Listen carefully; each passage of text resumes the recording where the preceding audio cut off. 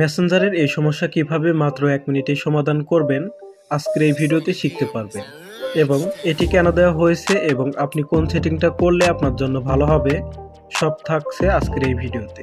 সম্পূর্ণ ভিডিওটি না টেনে দেখুন এবং সকল অ্যাপসের আপডেট ভিডিও পেতে চ্যানেলটি সাবস্ক্রাইব করুন। আমরা যখন মেসেঞ্জার অ্যাপটা ওপেন করছি আমাদের মাঝে কিন্তু এই ধরনের একটা নোটিফিকেশন দেওয়া হয়েছে, তবে এখনও অনেকের ফোনে এই ধরনের নোটিফিকেশন দেওয়া হয়নি, তবে খুব শীঘ্রই তারা এই ধরনের নোটিফিকেশন পাবে। মেসেঞ্জার অ্যাপটা ওপেন করার পর এখান থেকে কন্টিনিউতে ক্লিক করবেন। তারপর নিচে দুইটি অপশন দেখতে পাবেন, ক্রিয়েট পিন এবং মোর অপশন। এখান থেকে যদি আমরা মোর অপশনে ক্লিক করি তাহলে আমরা দুইটি অপশন দেখতে পাবো, ক্রিয়েট এ 6 ডিজিট পিন এবং স্টোর 1 ডিভাইস অনলি।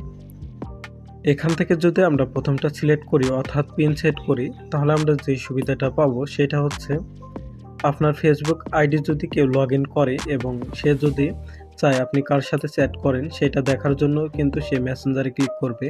তো মেসেঞ্জারে ক্লিক করার পর এখান থেকে যে আপনি পিন সেট করবেন সেই পিন দিয়ে কিন্তু তারপরে কিন্তু তার সেই চ্যাটগুলো দেখতে হবে, নাহলে কিন্তু সে দেখতে পাবে না।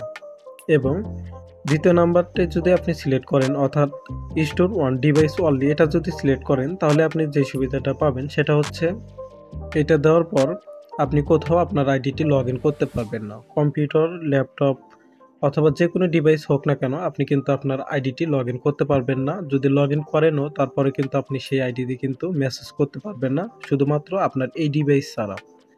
তো আমি মনে করি আপনারা প্রথমটাই সিলেক্ট করবেন। তো এখান থেকে ক্রিয়েট পিন এখানে ক্লিক করবেন।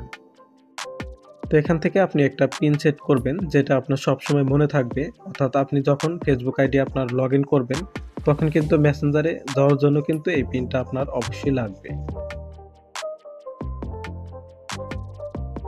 এখন কিন্তু আপনার আইডিটি সম্পূর্ণ ঠিক আছে এবং ভিডিওটি ভালো লাগলে একটি লাইক দিন এবং সকল অ্যাপসের আপডেট ভিডিও পেতে চ্যানেলটি সাবস্ক্রাইব করুন। ধন্যবাদ সবাইকে। আসসালামু আলাইকুম।